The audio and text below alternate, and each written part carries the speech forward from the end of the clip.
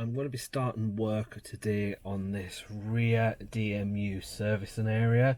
It's a bit of a TMD area. It was a random area on the layout that when I first started building the layout, I wasn't sure whether to use it as a network rail yard or what to use it for, because at this end here, it's very, very narrow. There's the two main lines running through, and then we've got this area here. So I decided to use it as an area for DMUs to go. These are the right size to fit 2 and 3 car DMUs in, so that's what I'm going to be using it for. So first things first, the hard standing is down. That was in one of the first TMD video that I put out there. I've since done the track weathering and ballasting. We've got the hard standing, the buffers. When I turn the tracks on, they're turned off at the moment. The lights come on as well. And a little bit of the scenic work is added into here as well. So the next thing we need is buildings. Now the majority of the buildings that I'm using are the Graham Farish Scenecraft buildings. So we've got down at this end, we've got the fuel service point, which is going to be down on this hard standing down here. I've also got the Scenecraft porta cabins. Now these come in a twin pack with a ladder, so you can either have them stood on top of each other or side by side. I'm having them separate, so I won't be using the ladder. And what I've done already is I've painted the inside of it black, just to stop any light bleed, and I've fitted inside a small 12-volt LED light as well. So we're going to have one of them just in this area here. Just going to move that camera around a little bit. That's it. And the other one is going to go at this end behind the buffer stops just there. Then coming back up towards this hard standing area at the top, what I'm going to have on there is I'm going to have engine shed, and this is the Pico one, which I'm sure you've seen. Now it's got a big hole in the roof at the moment because I've been doing some work to it and I've been weathering it, and I dropped it, hence why I'm gluing it back together at the moment. But that, as I say, I've started to do quite a bit of work on that, so that's going to be sitting there. I've added to this as well some 3-volt lights just onto the front there. These are just street lights that I've took off the pole and attach them to there. So I'm going to have 2 of them there, and then on the inside of them I'm going to just use some of this strip light. Now this is from, I think it's Layouts for You or Kites Lights, one or the other. I'll check and I'll put it down in the description below. It's just 3-volt strip light, and I'll just put a section of that running along the inside as well. So that's going to go in there. Then another Graham Farish building. This is the crew room. That's just going to sit down here on the hard standing, just off camera. And then to bring it all together, we've got a few other bits and pieces. So we have got this ratio fuel tanks. I've had this for a while. This is off my old layout, hence why it's already painted up and ready to go. I just took that off. So that's going to go just in this area here. And then what else have I got? Okay, so we need some fencing to take this off from the main line. I'm going to be using 2 different types of fencing. So around this area here, around here, I'm going to be using some of this Colton Models security fencing kit with barbed wire top. Seems pretty simple inside to make, so I'm going to make that up. I've got 2 packs of this because each one's only 30 centimeters, so that's going to go right the way down this side. Down the other end, I'm just going to move the camera actually, see if we can get a better angle. Yeah, that's better. Down here we are going to have this ratio concrete fencing. Now it's a southern style concrete fencing, but I'm not worried too much about that. I'm going to put that fencing just down here so that it contains this area. But the reason I'm using this is I quite like the height of it, so it means you'll be able to see over the top of it. So when I've got DMUs parked in here, you'll be able to see them, and I like that. And that'll run, again, I've got 2 packs of this, and this will run just down kind of to this area here. As well as that, what else have I got? So we've got, to go in the yard at the other end, we've got some cheapo cars. We've got a couple of Oxford die-cast network rail vehicles. We have got some right track signs which are going to go on the side of the shed, and these are from as I say, right track signs, and these are already printed up. I'm not sure if the camera's going to pick this up or not. Let me see if it can. There you go, Pride Parkway maintenance depot, so they've already been printed up for me. In the yard, we're going to need some parking spaces, so I'm going to be using this Woodland Scenics road striping pen. The camera wants to focus, there we go. So I'll use that to create some parking spaces. I've got some traction maintenance worker depot figures to use. We've got some from Scale Model Scenery, some of their tube clamp style safety railings which needs painting up. We've got some more signage here from Scale Model Scenery. This is the modern line side signage kit. We've got some 3D printed accessories for the yard, and then last but by no means least, we're going to need some lights in the yard as well. Now I've looked around online, you can get all different kinds of lights, and CR Signals have some amazing ones which I would love, and I may come back to them in the future because they're quite expensive. They're great value, they look amazing, but I'm just not wanting to spend that much money on lights at the moment. So I found these on eBay, and each one of these has got 4 3-volt LEDs in the top. It's awful white at the moment, so I want to paint that up silver, but I think they will work pretty well in areas such as that, just to light up this yard, so, or possibly even that way. But we'll get them painted up and we'll get them on. So let me start. I'm going to get the buildings on, I'm going to disappear and get everything painted up, and then I'll come back and we can start to install it on the layout. So quick update as to where I'm at so far. So I've started getting things in position.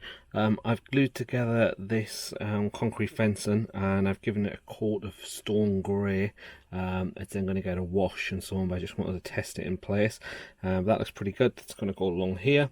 Then I've started to put in the spotlights. Now with these spotlights, I had one right in front of me. What I've done is I have painted them with Humbrol number 56, which is like a metallic colour, and that's how they've come out. So it's much better than they were when they were white. I've got one here, one here. Then if I move the camera around, we've got another one just here, and then I'm going to put another one in the middle of the car park back there, and I'm going to put some of this yellow safety railing around it, just kind of to highlight where it's at. I've got the buildings in down at this end, so if we come back with the camera, so we've got the 2 porta cabins in.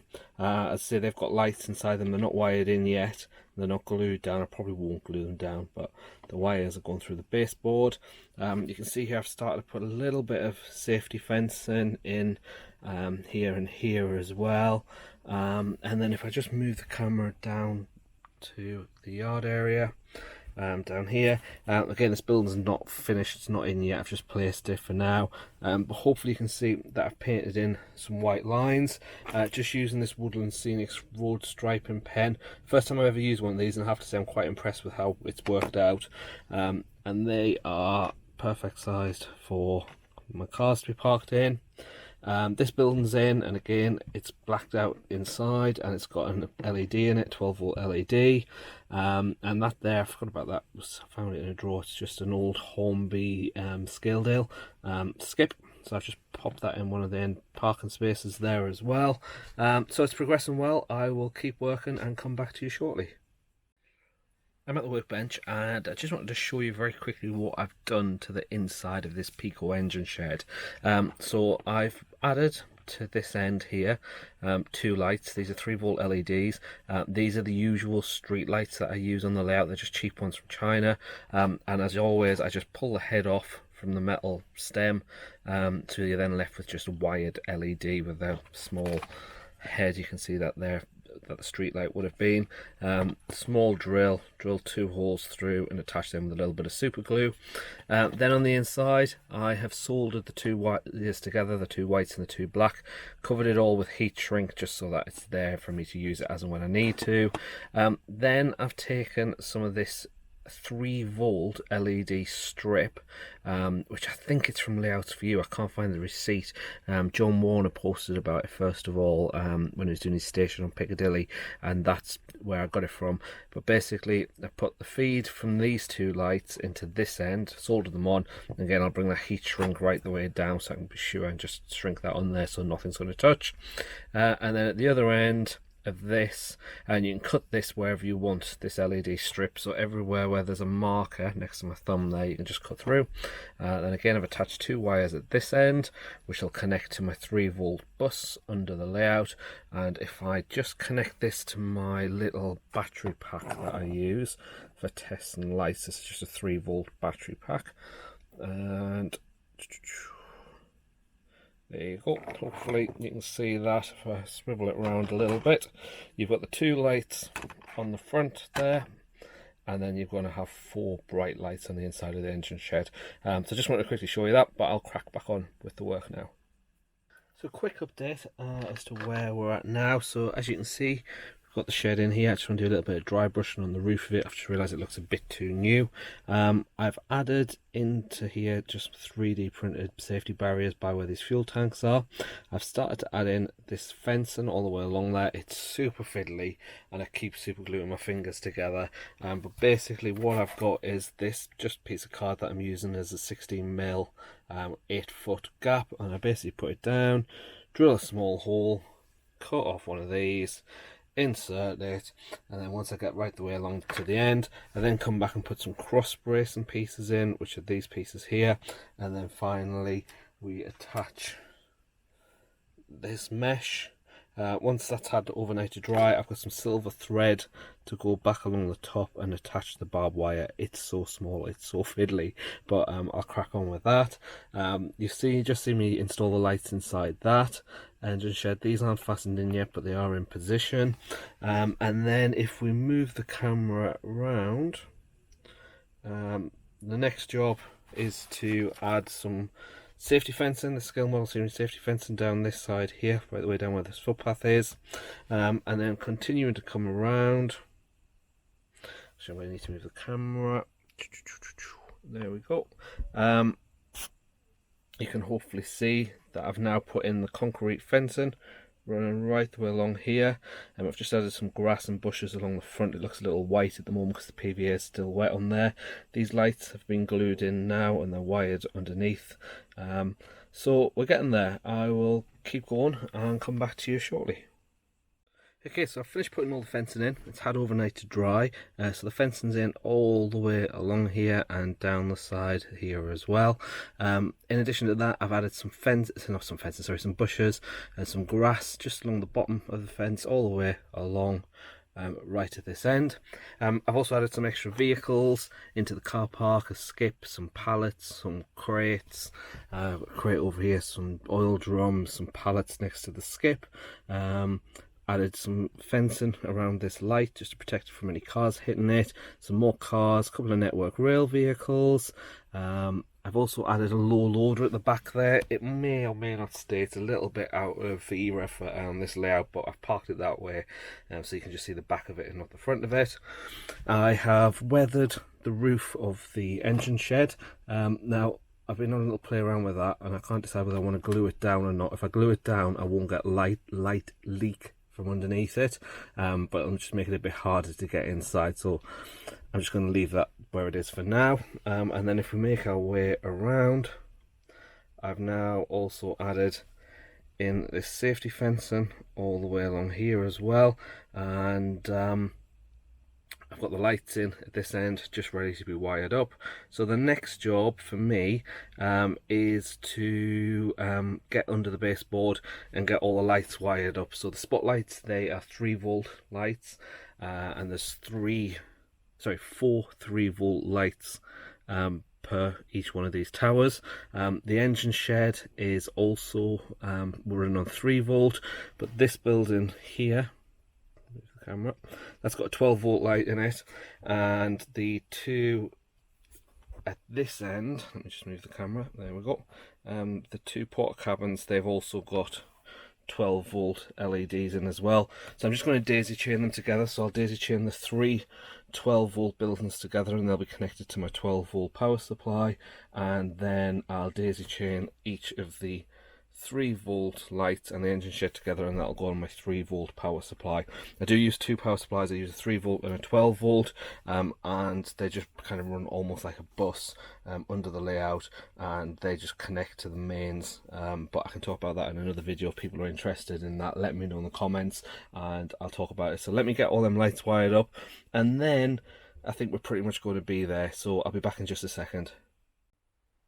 So as you can see there, it's the crew mess room all lit up with a 12 volt light inside of it.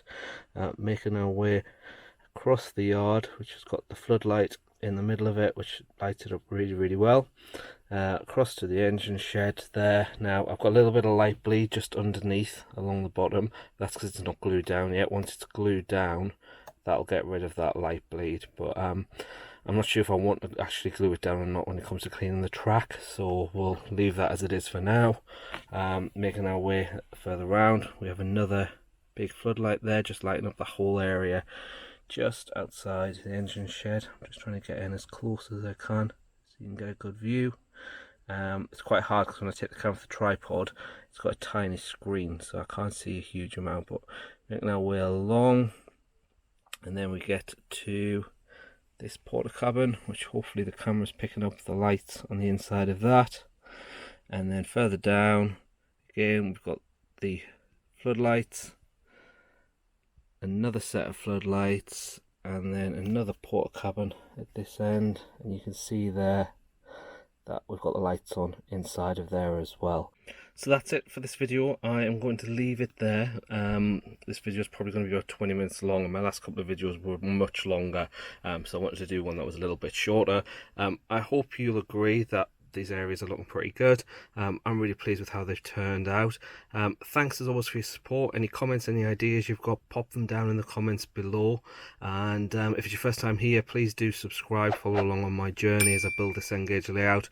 I'm really conscious that all my videos lately are just of this one corner of this massive layout, but this is the area I wanted to get done before summer came. I will be back probably next week with another video, and I'm going to be turning my attention onto this front yard next this TMD area across the front. But as always guys, take care of yourselves, stay safe, and I will be back with you soon. Cheers now, bye bye.